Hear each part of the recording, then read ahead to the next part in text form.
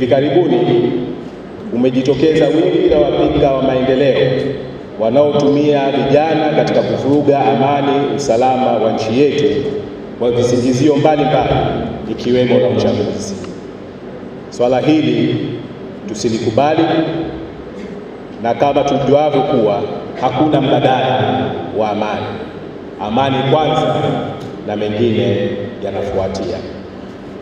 Waasisi hivyo, kupitia kongamano hili, nitoe wito kwa vijana wote nchini kuwa makini na watu hao na wasikubali kuhadaiwa na kuingizwa katika harakati zozote zinazoashiria uvunjifu wa amani na usalama wa nchi yetu, kwani hatima ya Tanzania iko mkononi mwa vijana na hakuna hata mmoja kati yetu anayependa kurithi taifa likiwa halina amani.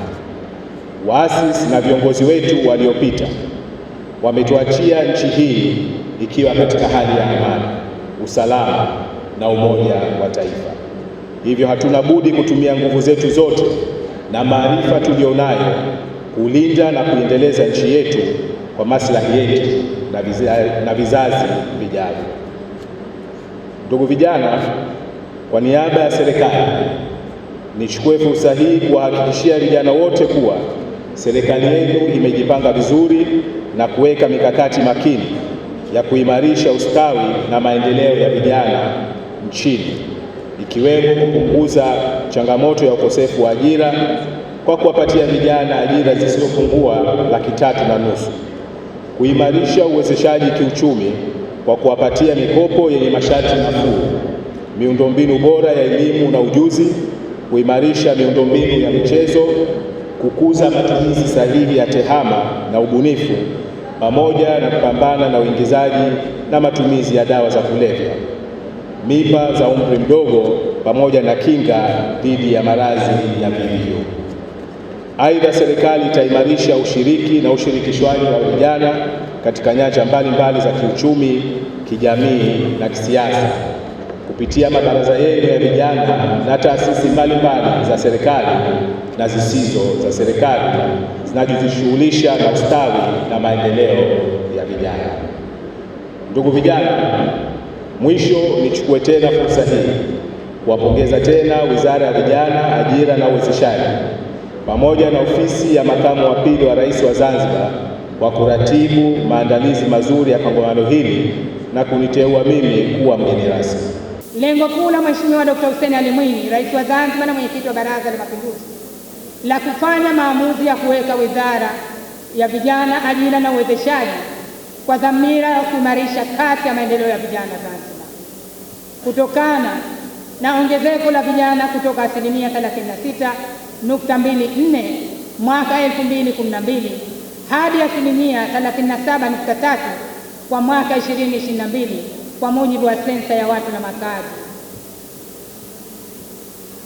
Aidha, ongezeko la mwamko wa vijana katika kushiriki na kushirikishwa katika shughuli za maendeleo ya kisiasa na kuimarika kwa demokrasia nchini, uwepo wa mabaraza ya vijana Zanzibar kuanzia ngazi ya shehia hadi taifa, chombo kinachowakutanisha vijana kutambua majukumu yao, wajibu wao, kutambua changamoto zinazowakabili katika shehia zao, kuishauri serikali kwa kutoa mawazo au maoni yao na kufanyiwa kazi kwa mujibu wa taasisi zilizoguswa.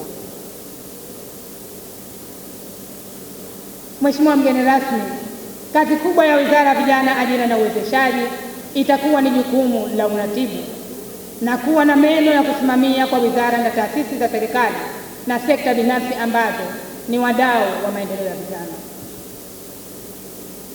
Uwepo wa Mamlaka ya Uwezeshaji, Idara ya Maendeleo ya Ushirika na Idara ya Ajira ndani ya wizara hii itawabeba vijana wa Zanzibar kupata fursa za ajira ndani na nje ya nchi, na kila kijana popote alipo kuwa na shughuli ya kufanya. Kwa hiyo tunaondokana na uvivu. Hii itatoa fursa ya kupata ujuzi na maarifa kwa wale wote ambao wana ujuzi lakini hawana vyeti vya kuwawezesha kupambana na soko la ajira. Wizara kwa kushirikiana na VETA, elimu mbadala na taasisi nyingine itaratibu kuwasaidia vijana kufikia ndoto zao. Wizara hii ni mpya, Wizara ya Vijana, Ajira na Uwezeshaji. haikuwepo hapo mwanzo. Mheshimiwa Rais, tunamshukuru sana kwa kuanzisha wizara hii na kwa kujua changamoto za vijana zinahitaji kufanyiwa kazi. Vijana mna changamoto nyingi, ndio Mheshimiwa Rais kaunda wizara hii maalum kwa ajili ya vijana.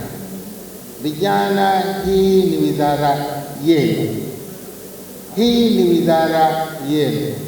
Nisingependa kusikia vijana wanahangaika hawana pa kwenda kupeleka changamoto zao. Hii ni wizara yenu. Tuna mabaraza katika ngazi ya shehia ya vijana, tuna mabaraza katika ngazi ya wilaya, lakini na wizara ipo kwa ajili ya kushughulikia changamoto za vijana. Vijana, tunaomba mashirikiano yenu, muwe pamoja na wizara yenu ili twende sambamba.